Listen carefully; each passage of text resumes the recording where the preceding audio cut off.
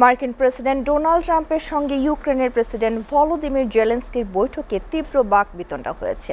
White হাউসের oval অফিসে এই দিন ইউক্রেনের খনিজ সম্পদ নিয়ে যুক্তরাষ্ট্রের সঙ্গে চুক্তি সইয়ের কথা থাকলেও দুই নেতার মধ্যে বাকবিতণ্ডার পর সেটি আর হয়নি। উত্তেজনা ও উত্তপ্ত বাক্য বিনিময়ের মধ্য দিয়ে শেষ হয়েছে বৈঠক। কোনো প্রকার চুক্তি সই না করেই ফিরে গেছেন জেলেনস্কি। সুবর্ণা রহমানের ডেস্ক রিপোর্ট। কক্সবাজার সমুদ্র সৈকতের উপর নিজেদের একটি ঠিকানা, ইডেন বে, আ কনসার্ন অফ ভাইয়া হোটেলস।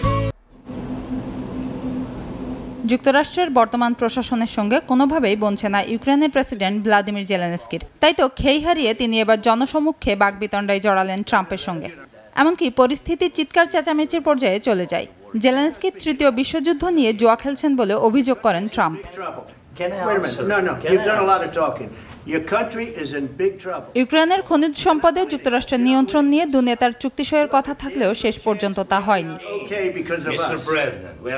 জেলেনস্কি যুদ্ধে হেরে যাচ্ছেন দাবি করে ট্রাম্প বলেন,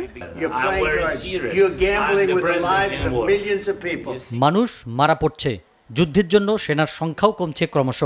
আপনার হাতে বিকল্প নেই। একবার আমরা চুক্তি সই করলে আপনি ভালো অবস্থানে চলে যাবেন, কিন্তু আপনাকে আদৌ কৃতজ্ঞ মনে হচ্ছে না। সত্যি কথা বলতে কি, এটা ভালো কোনো বিষয় নয়। রাশিয়ার প্রেসিডেন্ট পুতিনের নাম উল্লেখ করে জেলেনস্কি বলেন, খুনিকে ছাড় দেওয়া উচিত নয়। পুতিনের বিষয়ে ট্রাম্পের নমনীয় অবস্থানের সমালোচনা করেন জেলেনস্কি। যৌথ সংবাদ সম্মেলন বাতিল হওয়ার পর জেলেনস্কিকে হোয়াইট হাউস থেকে বেরিয়ে যেতে দেখা যায়।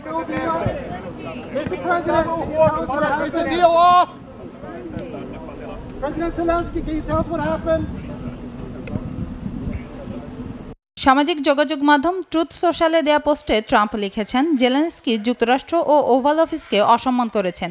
যেদিন তিনি শান্তির জন্য প্রস্তুত হবেন, হোয়াইট হাউসে ফিরে আসতে পারেন।